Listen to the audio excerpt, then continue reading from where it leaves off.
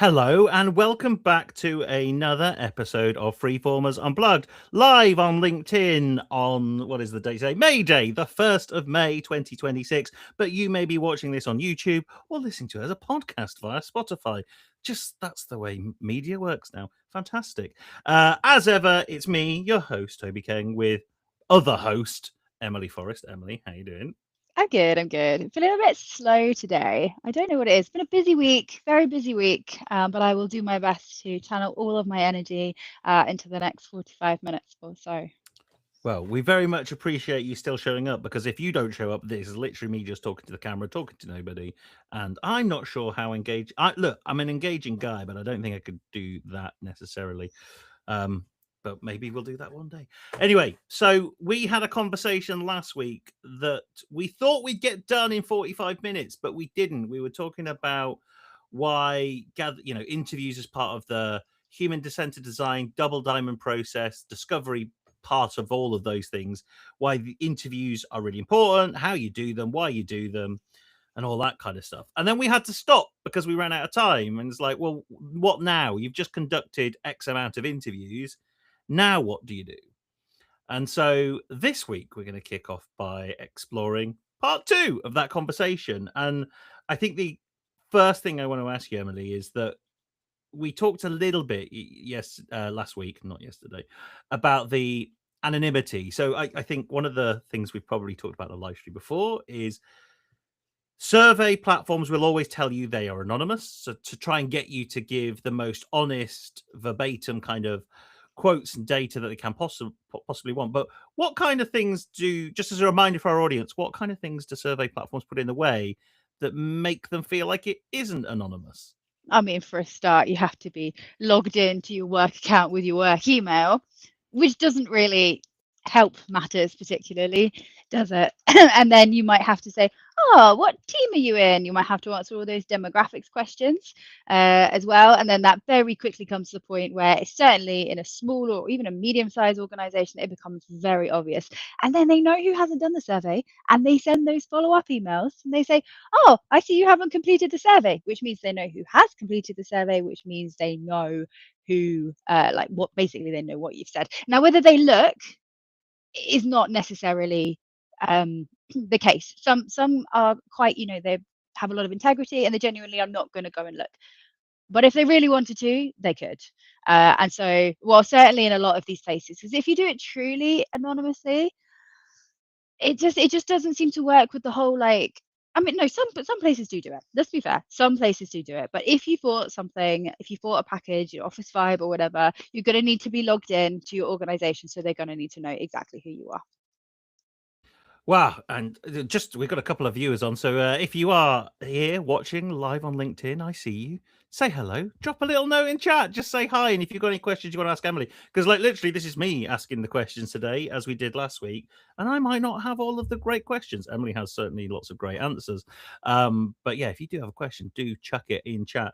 And so what we talked about last week was that when we run interview the kind of the interview process as part of discovery Mhm. with organizations like as small as 20 sometimes, that's the entirety of their organization. How are we, because I don't really know, how are we ensuring that we protect kind of the anonymity of the individual so we can't trace that information back?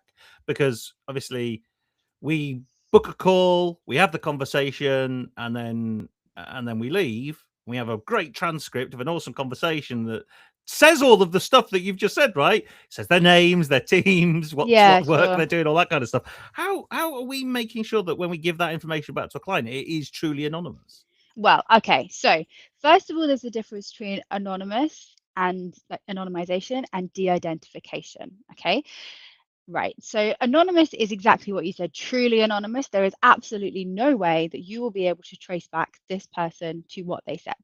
De-identification is a slightly less stringent part of that. That there may be some ways if you really go digging, you might find them. So we never really promise that it's anonymous. I never promise it's anonymous. I have to say, not necessarily everybody knows the difference between anonymous and de-identified, but I explain very clearly. I say I take it through a de-identification process, so nobody will be able to map that back to what you say.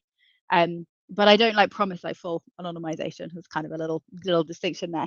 And in terms of what we do, okay, so I take some of the things from the UK anonymization network, so you can. When I first Hang got on, whoa, into whoa, whoa, data, backtrack. The UK anonymization network. yeah, you can. That's a So thing. I don't know if it is anymore, but it certainly was when I first got into data and I was working at the ODI. We did quite a lot of work with UCAN, and we had quite a lot of crossover with them. And so the techniques that I take are ones that I first learned there. I don't do all of them. Because obviously, depending on the type of data you're working with, there are sometimes much more stringent controls needed on that data. And just before we throw back to your responses, we got a couple of people in chat. So Greg Arthur, our good friend Greg Arthur from Hi, Two Circles Greg. Design Studio, and host of the Product Design for Learning podcast. There we go. I remembered it. Shout out to that podcast. If you do not subscribe and listen to that podcast, subscribe and listen to ours first. Then once you've done that, go and listen and subscribe to Greg's. He's actually on Work Sucks next week. So no, the week after next. I've just been doing the scheduling for that. So in 2 weeks, Greg Arthur will be on the complimentary podcast to this podcast. In this now trio of podcasts, I'm talking about Work Sucks. We've also got Julianne Sargent in chat. So hello, Julie. Anne. I just wanted, because I wanted to bring this comment up. I would honestly go old school and use paper and submit it in a box. Yeah, nice. Although handwriting, like there's lots of different ways of doing these kind of things, right? No, I'm joking. Surveys. We talked that will work for a survey. That won't work so much for an interview. So yeah, we were talking about anonymization and how you, or certainly de-identification and the kind of things we do. So first of all, you want to be aware of what kind of level you need to de-identify your surveys to. And some of this will depend on the organization that you are working with. If you're working with places where like the products that they use are really going to identify them, then perhaps you want to think about what you want to take out there. It also depends on like that level of psychological safety they have. We worked with a company, and they were begging me for it to be fully, like, they were like, you cannot say that I have said this. Like, I want this to be known, but you cannot say it was me. So we had to take extra precautions there. So the first thing I do. But can I just? There's quite an interesting point there. So they still wanted to tell you the stuff. That's Yeah. the key thing, right? So it wasn't that they were like, because in any ordinary situation, I imagine, particularly if it was an internal person or a leader internally, is like, I'm just not even going to approach the conversation. But with you, they wanted to have the conversation as long as there were these kind of with these guardrails in place, which I think is just telling enough. I just wanted to highlight that as a point. I thought Yeah, was I really know it was interesting. really powerful, that one, and that was one I did do it virtually because they were in a different country, and I was just like, I wish we were in person because I just need a box of tissues for you here. So that is something that I do take to in my in-person interviews. Hopefully, never. I do have to use them sometimes, but not that often. Sometimes because people are so happy. Just to say, I interviewed somebody who worked at a care home, and she was just so happy about everything. I think it was also the age and all of those kind of things coming into account, but she was just so over emotional that she just cried all over me because she was so happy. So sometimes people cry for good reasons, but I feel like we're getting off topic a little bit here.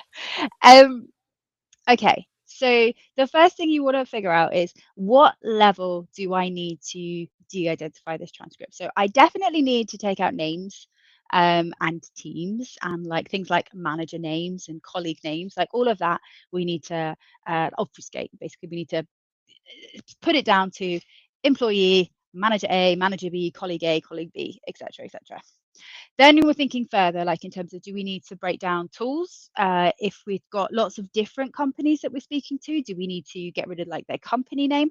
What kind of level do we need to get down to that is not going to affect the meaning that we can extract from this data? Because sometimes I've gone quite heavy-handed. I've taken out things like all product name references, and then I end up like with Microsoft Teams obfuscated. I use product A for communicating, and then I've lost the meaning. So that's too far. And also because that's not going to identify anybody in a whole organization that uses Microsoft Teams. You have to figure that out. I built myself a custom gem. It's actually Gemini I first did this with, was the first way of doing it, saying, this is what I want to take out. This is what you need to ask me questions about.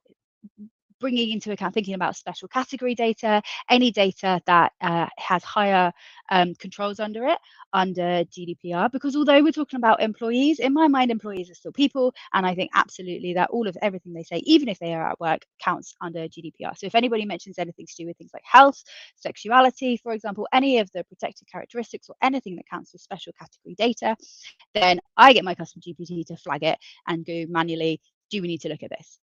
For example, like gender, I take gender out of everything as well, unless gender is specifically relevant to meaning. So if someone says, I'm having a terrible time because I'm the only woman in a male dominated environment, well, we've got to think really careful about how we're going to portray that, because it's going to be pretty obvious if a woman said it, but the experience is really important as well. So there are Because kind if of trade-offs. also if you try to de-identify that or anonymize it, you forget which one. But you'd be saying, uh, "I feel like a person in a person-dominated environment." That doesn't mean anything, right? Sure, exactly. But then maybe it comes down to, actually at this point, do I need to completely rewrite the transcript in that bit to get the meaning across without the sentence? Say, I'm I feel like an outsider, because that's the Mhm. meaning that's coming across. Yeah. And it depends what level we're giving back to people. So I don't typically share the transcripts back with people as they are. And so another thing you can do is cut the transcripts up.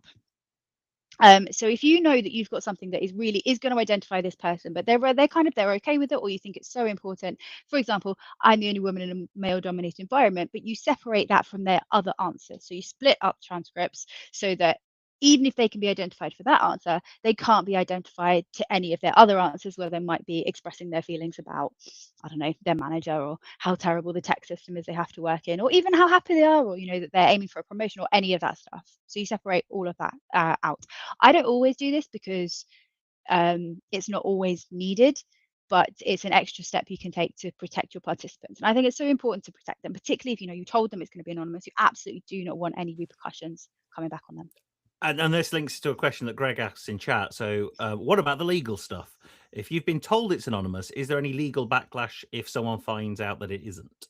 Well, so you tell them it's you de-identifying them, right? So you tell them Okay, it's de-identification. point one. Is there any backlash? I have never had any backlash, because you're putting all these safeguards in place, you're putting all these processes in place. Also, you're operating within an organization, so the data is within that. You need informed consent, right? The GDPR says that whatever, any personal data, and this does count as personal data, that you have about a person, they need to know exactly what you're going to do with it. So at the top, you always say you ask permission to record. I never start, if it's whatever it is, whether it's in person or whether it's on Teams or on Hangout or whatever, I never start recording. I always ask their permission.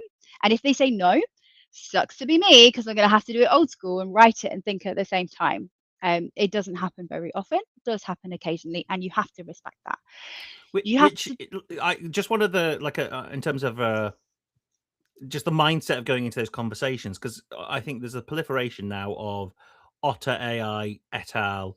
Just Yeah, cropping up in meetings. I'm like, yeah. who invited this person? This person I didn't invite in Otter AI, but because I invited you, that's automatically invited this AI agent, and that had no consent or agreement. It's just appeared, and like it just feels a bit. It just feels a bit shit, to be honest. Like, what you? So you're not kind of, if you're walking into that, you have to have that awareness that that's going to be the case before you click on the join button, or you, like you say, you preface it with your conversation and then press Mhm. record. Right? It's incredibly important. Yeah, no, it's absolutely important. In the case of user interviews, 100%, I would never go in with it just on. Um, are they GDPR compliant? Well, we live in a world where you have to legally request consent for data that you're capturing like that, and then they have to say what they're going to do with it, right? But then in practice, the practice and the legalities of things are all just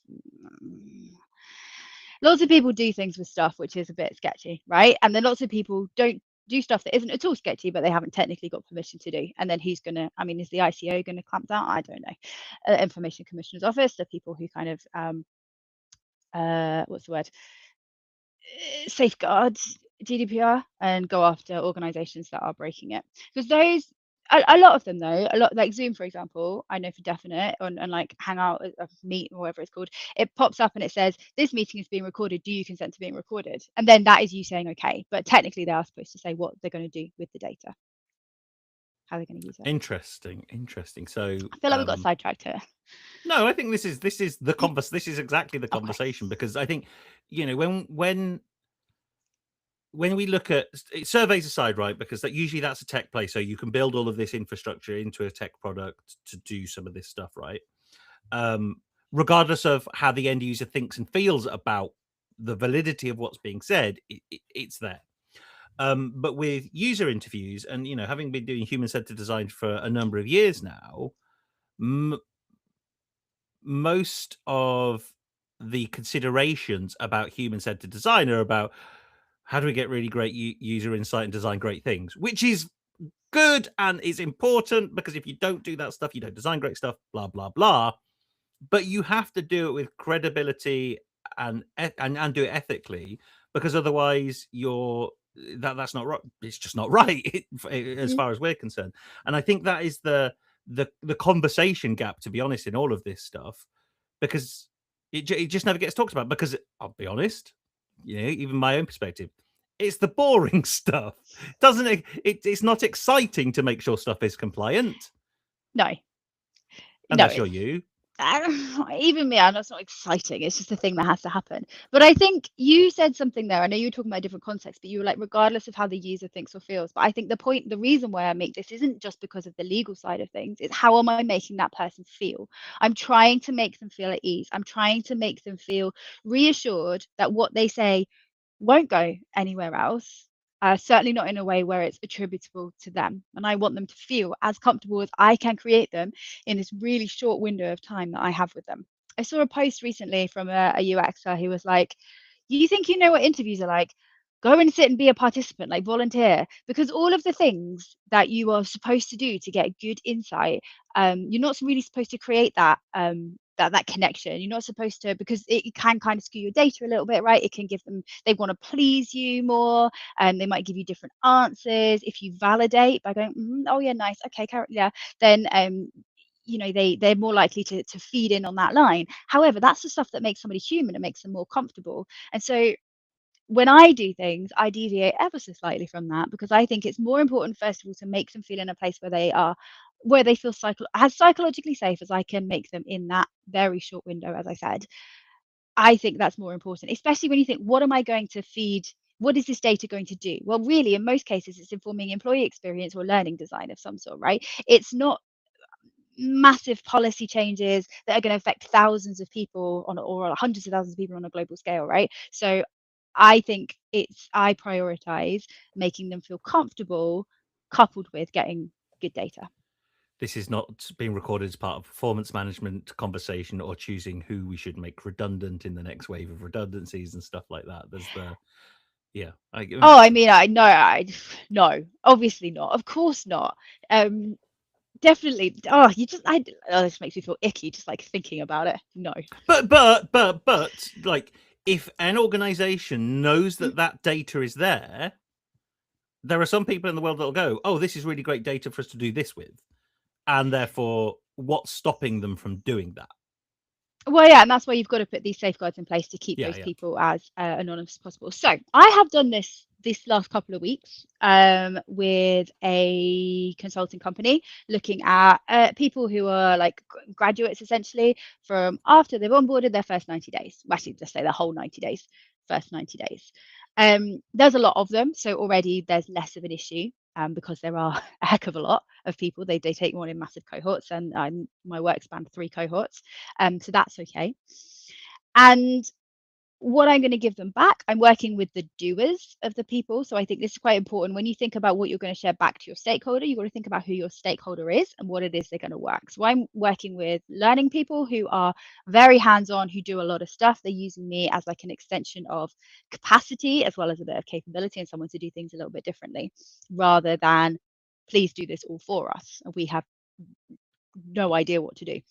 And so with them, what I'll give them back is more detail. I'll give them like kind of I will give them the Excel output, which has all of my thematic analysis essentially, which is like breaking down what people have said against codes that they've said it against.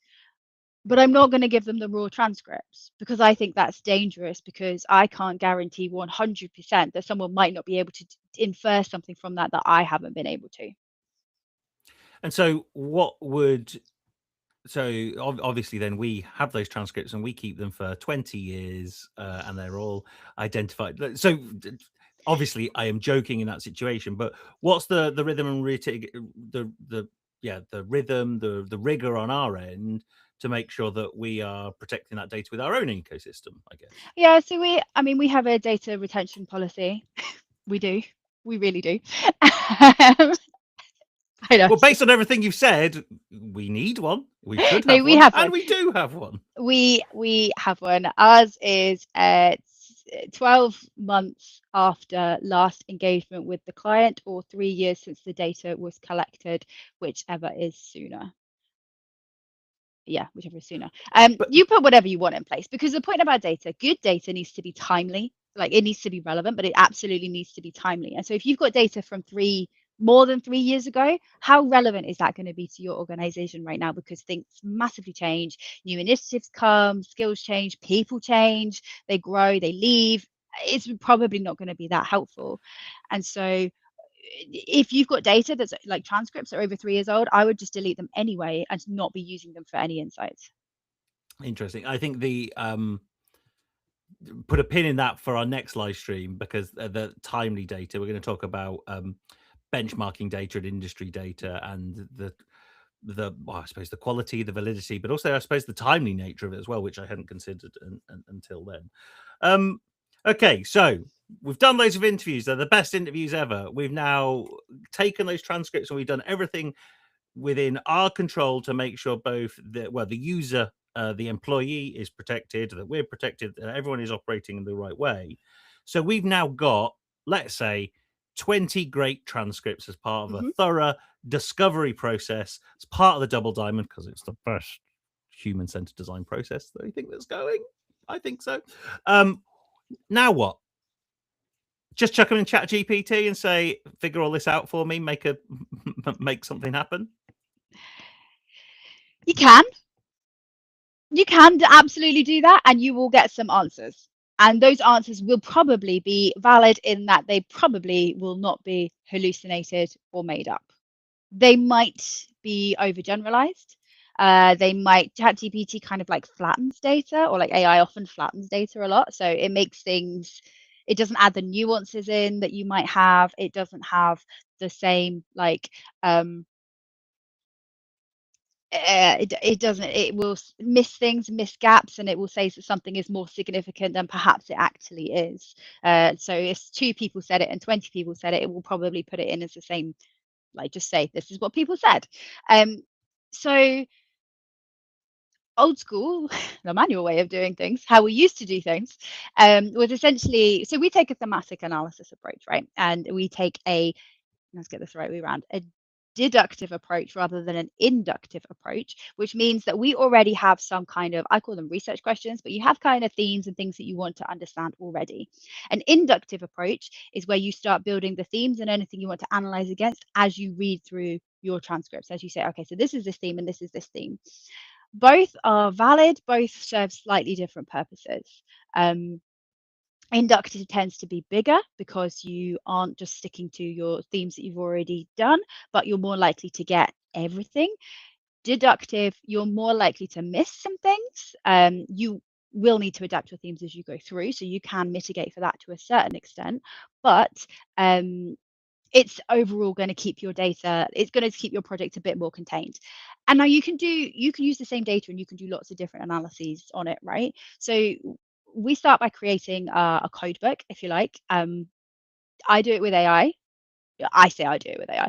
I've started doing it with AI. I've put a very stringent process in where I have lots of different parts of this, lots of different agents doing lots of different things and arguing with each other. And like I call it the red team, right? The red team that finds every single hole. And then I go and manually check all of those holes and see what I as a human would do. I'm not saying it's perfect. I think AI still fits things a little neater than a human would do. But humans do also have one human will code things different to another human, right? So a code book is basically a book of codes or themes. It says this is what the theme is under the parent theme, under the research question or topic you want to find out, and these are the different. This is what counts. This is what doesn't count, and if it applies to like this, then code it. And so once I have a code book and once I've critiqued it, gone through a couple of rounds of changing it, and I'm broadly happy with it, it works because I've done the interview, so I already know what I'm looking at. Because you need to familiarize yourself with the interviews. If you haven't done them, then you need to be reading through and really understanding them, and that also takes time, and you can't shortcut that, unfortunately, because otherwise any judgment you try to apply won't work. So you create a code book, extract the data against the code book. In the old days, again, it was manually going through. AI can help us. Lots of argument amongst the user research community as to whether AI is valid or not. I'm not going to go into it here. I use AI to help. There's a lot of human in the loop judgments as well. And then essentially you get a spreadsheet, like I said earlier, right? And you get all of the different kind of themes, maybe parent themes, primary theme, maybe a secondary theme, because sometimes things don't fit neatly. They've got like an overlap. They can be two different things, and then a list of quotes. And so then you have analysis. I also then apply my red team to say, what's wrong with this? Go through it, and I go through it all manually again. And I'm like, oh, it does take a while, but it's more useful. And then we move on to synthesis, which I said I wasn't going to use these terms, but I found myself using these terms. So synthesis is basically Well, what? but before you go on to synthesis, because we've had Deb Haas in chat. Oh, hi, Deb. I'm just intrigued to know, because Haas is the name of a Formula One team because it's owned by someone called Gene Haas. So Deb, if you're related to Gene Haas, do let us know in chat, because that would be incredibly exciting. The thing, Deb has added a few comments actually whilst you've been speaking, so I'll just go back through a few of them.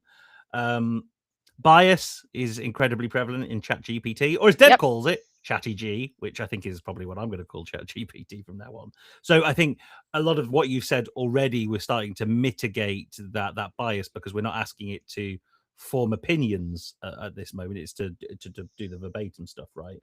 Deb has also said, is it weird that I find this fascinating? Am I a data freak? No.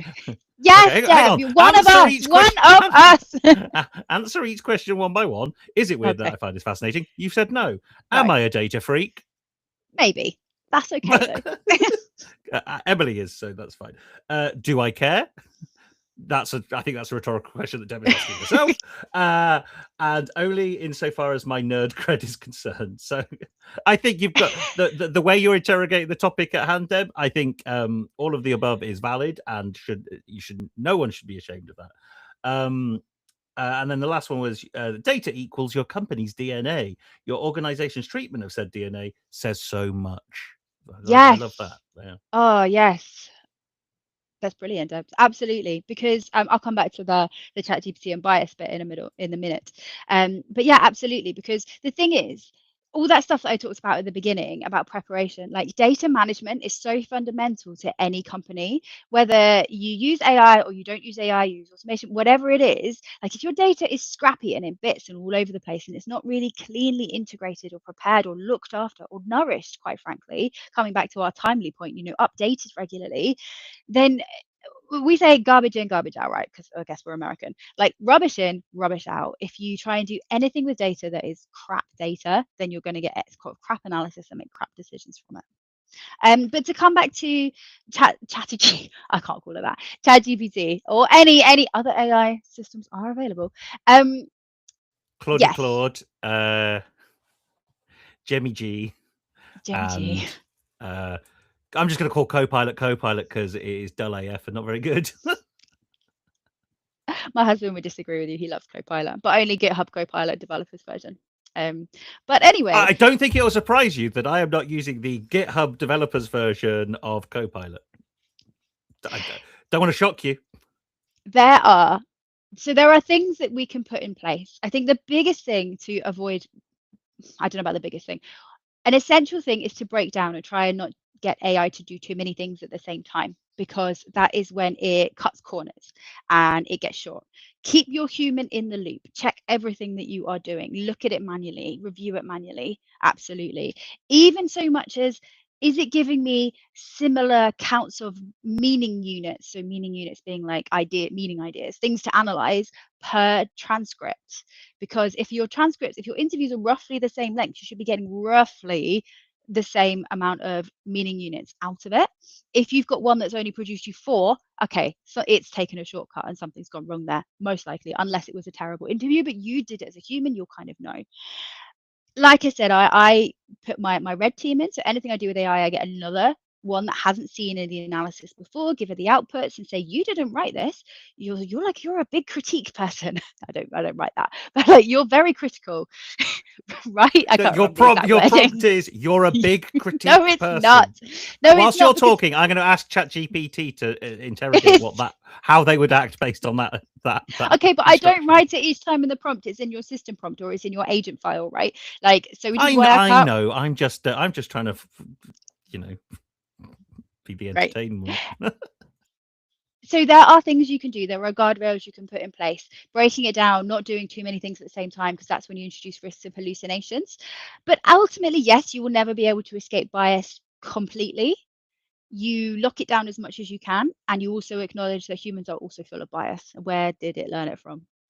So I think that's, I'm not saying it's perfect. It's not 100% perfect, but no human will also be perfect either.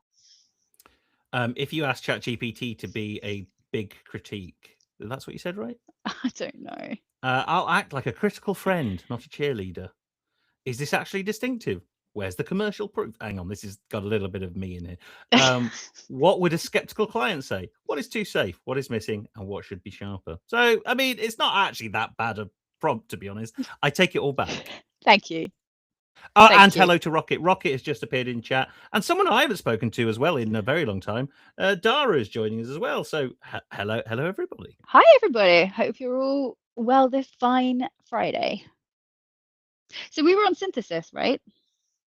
You were just about to go into synthesis. Hang on, Deb's got something. If I had $1 for every time our well-planned project got cut down with the data cleaned up, removed, I'd be not wealthy, but at least able to buy the pub a round or two. Well, nice. No, not Well, nice. not nice. Not nice. No, sorry. I was already the position was like, hey, that's really good news if I'm in the pub. Yeah, Deb's is going to buy me a couple of rounds. Yeah, that's where my head went to. I disregarded all the bit at the beginning, but yeah, it's that's a tricky one. Right, synthesis. I will now pause for 10 seconds to see if there's any more comments. There are no more comments. So let's go on to synthesis. Tell me about it. Okay, synthesis was the word I said I wasn't going to use because it's all like la-di-da fancy. But basically, well then tell us, what does it mean? What does synthesis mean? What? It's the so bloody what? Okay, I've gone too loose with this podcast now. Yeah, no, it's the so what. Okay, so we've got this analysis, great, but analysis by its nature is certainly, in this case, generally descriptive, right? It's descriptive. It's telling you what's happened. It's telling you why it's happened. But what it is not necessarily doing is telling you what you should do next. And this is a step that I think people find really quite hard. You've got to think, okay, you've got to think about your context and what you're trying to do, but then think about what outputs do you need to create, to share, and with whom. I just like saying whom, I think. So the analysis that I was talking about that I did, the interviews with the early careers consultants, from that, we created a deck of like the general insights that we're finding. So your kind of insight statements. And then from that, it was a, so what do we infer from that? I've closed it now, so I can't think. Let me think of an example off the top of my head. Consultants ignore emails unless they are from trusted people they know, or internal emails unless they're from trusted people, because they get a lot of organizational wide rubbish. They're really time poor, so they ignore all that. So what? So from that, we want to be anything we send them from learning has got to be from somebody they trust. Okay, it doesn't say how you go about doing that, doesn't say who should do it, etc., but it's got to be from someone that they trust. So that's a design consideration that we've therefore got to think about whenever we create anything. And in this case, it's thinking about what can the learning team do between that after their onboarding training and before their 90-day check-in, because at the moment they're let loose. That's what I've been tasked with. But for me, I was like, I'm not just making something, I'm going to go do some discovery first. Made a load of insights statements into a deck for my stakeholder, which is really helpful because she is like, oh, this is brilliant because actually I want to redesign the whole onboarding training that they go to, because this part's great and this part's rubbish and I need some evidence. So I've given her that evidence to help her in a way that she can really digest it. From that as well, what did I draw out? Motivations are really important to us, particularly among this population of people, because consultants, I mean, they are driven, they are very driven. And so finding out what motivates them, they're only going to do something if it's good for them. Most people inherently are only going to do something if there's value in it for them. But especially if you are incredibly time poor, you're working crazy hours straight away, you're quite overwhelmed, you really want to prove yourself, you're very, very determined and very, very ambitious, it absolutely has to tie into motivation. So pull out motivation. I've created personas based on the motivation, with pain points and with gains and pains against both of them. So what does good look like when this person's motivation is being like kind of met, and how does that manifest itself? And also what's going to get in the way of this person being able to achieve advancement was one, mastery was another, right? I want to move to the next level and I want to be the best there is, are the two main ones for this population. There are a couple of others as well.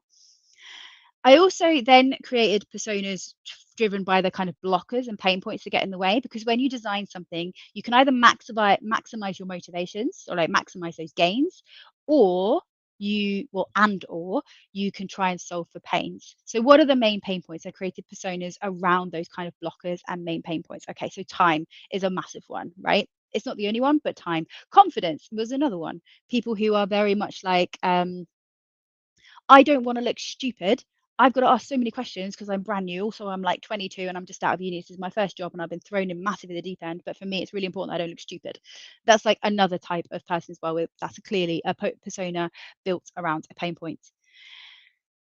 And then the other output that I always make is like a stakeholder kind of a high stakeholder summary. So something that they might want to socialize with other people within their organization. But whenever you're thinking about what you're going to create as a result, it's got to be something that's useful. User stories, product requirements, if you're focusing around that, design requirements, there are so many different things you can make. Sorry, I just got more comments from Deb, who still hasn't answered my question whether she's related to Gene Haas, but that's fine. That's not the purpose of this podcast, but this is where human creativity beats AI every time, because AI doesn't understand the meaning of the words coming out of my mouth. What never has a more perfect sentence been uttered. And then the next comment from Dave is, "Ooh, Emily, I hope you're monetizing this." I will answer that for Emily. We are. This is what we do. This is what Freeformers does. I hope. Yes, it is. I mean, I hope. What do you mean you hope? It is definitely. It's definitely what we do. We're monetizing it. I wouldn't say we're filthy rich, because but this is an interesting point, right? Is that AI, human-centered design, has always been kind of seen as this quite expensive, laborious, almost luxurious initiative to be part of a design process, which was only afforded to customer-facing teams because that's where the money and the revenue is coming from, right? Yep. But now we're able to do this in a much smarter way. I think I quoted last time that what was costing 3 months and 30 grand just about 4 years ago is now taking us like a week or 2 weeks and 5 grand for a client. And I think that's the substantiated gains that we're making. I think the other thing is that opens it up to small to medium businesses as well. Yeah. And I think that's the big game changer, because a super large organization could have done human-centered design with an agency, several years ago. It was quite expensive. You got good output. You'd win awards, all that kind of stuff. But actually, it doesn't necessarily change the operating system within that organization. But now you can lift and shift this model into a smaller organization that can start having an impact on the operating model of how people in L&D stuff happens, which is what in part why you do these live streams, right? Because unless we talk about it out loud, we're not going to make any impact on an industry that is in desperate need of some of this evolution. So the thing I think I'm just going to say in summary is, Deb, thank you, because heaping some praise on us from The great state of Minnesota, I may add, my second favorite state after Wisconsin. Yeah, well, I interrupted because I got very excited by Deb's comment. Oh, hang on, there is another one. Okay, Deb doesn't think she's related to Gene Haas. She's adopted, so that's not gonna. That's probably not the case. Oh, we've got loads of Emily. I'm sorry, we've got That's comments popping okay. off all over the place here. Rocket has come back. Love the art of the question bit from the first part. If we don't learn how to ask the right questions, then we can't expect to ever land the right answers. Yeah, absolutely. And I think it's totally, and that's the human part, right? Is that this does go a little bit to last week's one, as Rocket said, but yes, you can have a set of questions that you need to ask an individual, but what it doesn't offer you is the conversation element of an interview or questioning. Otherwise, you are just a human survey, I guess. Yeah, no, absolutely. You want to be reacting to what they said. Some things they said you want to go into in a lot more detail. Sometimes they've answered 6 of your questions in one big chunk because they just sort of splurged everything out at you. Deb has also come up. What's your company's current excuse for why they aren't doing this? Which is another great, incredible line. And then I've got distracted by the second comment. But that's really important, right? Is that what is the excuse for not doing this? I think for me, in observing, the clients and conversations we have, and the clients we don't win, right, and the people teams that we don't work with, is that it's new, it's different, and it's change. And hypocritically and ironically, HR teams and people teams that are generally charged with change and transformation are actually probably the poorest department at doing the change and transformation themselves. A lot of the stuff that they put out, or we put out, we don't do to ourselves. So I think that's broadly the thing. Maybe it's time, resource, budget to allow that self development to happen. And before I just throw back to Emily. Oh, sorry. I think there's 4 things, reasons that people say. We've never thought about it before, like you said. So it's new. We don't do it because we've never even considered it as an option. We don't have budget, to which I say, well, it's not necessarily expensive. So we don't have time. Occasionally they say, but this is never the strategic people, this is the doer people, say, well, if we did this, it wouldn't make any impact because we don't listen to anything anyone says anyway. Brutally honest and not what senior leadership would say, but I think that's probably the strongest case not to do it if no one was ever going to listen, but it doesn't say much about your company. And the final one, which is I think the worst one, is we don't need to because we know our users already, because that is dangerous. Like I said last week, you are not your user, and I can guarantee that you do not actually know how everything is for them. Yeah, absolutely. Deb also says Wisconsin cheese and sausage for the win. Couldn't agree more. The great state of cheese producers. I've never been to Wisconsin. I didn't know it was known for cheese and sausages. It produces, this is going to be misquoted stat, but I think it produces something like 75% of all of America's cheese, the state of Wisconsin. Oh, okay. And is that proper cheese, or is that like there's little orange squares or like squeezy cheese that you pretend is cheese? Just all cheese. It's not just American cheese. I mean, the one of the delicacies of Wisconsin is cheese curds, deep fried cheese curds. They're really good. You know what? When I first heard it, I was like, "Hey, no, thank you." And then I had them, and I was like, "Oh yeah, okay, these bad boys are great." Okay, wow. So we've kind of gone a little bit into a little bit of a Wisconsin cheese sausage rabbit hole. So where did we get to? Before we went on this massive tangent? I was talking about all the different things you can make, but I think if I was just going to summarize what I did say is really thinking about what is going to add value to the conversation and get you closer to moving your goals. Is it you need buy-in from people, or is it actually you don't need any of that kind of stuff? You make decisions, or you've got budget, or whatever it is, you know what you can prioritize. Then it's what's going to help you design a better service, initiative, product, whatever it is that you're doing. And I think the other thing that's really important to say, just in case you missed it in the last one, is you can go back and reuse this. Just because you have done your analysis against a set of research questions, a set of themes that you want to find out about, doesn't mean that you can't redo analysis against something else in the future. Particularly if you make insights capture a part of business as usual, you can then go and run your whole analysis process across a different subset of transcripts, including these ones, looking for other things. So, for example, I always ask now about AI, attitude to AI and use of AI, because I know that one of our key strategy areas as a business is about AI training. So I want to find out across all of our clients and all of the people I speak to what their attitude is to AI and how much they're using it. But when I did this analysis that I've just done, I didn't put AI in there because actually that's not relevant to what the client wants to find out right now. But will I absolutely rerun it? Yes, I will, to be finding out actually what's the AI um, use And and I think that's the attitude. kicker, right? Is that with all the other stuff considered, you turn this into a project by project methodology, into holistic, human centered design at the very heart of your operating model, which is built off this essentially an insights bank that you can query and stuff. And if you're doing all the stuff that you said, it's timely as well. So it's not that you're querying a database from like 3 years ago and saying, are these interviews I did 3 years ago, because they're probably not relevant.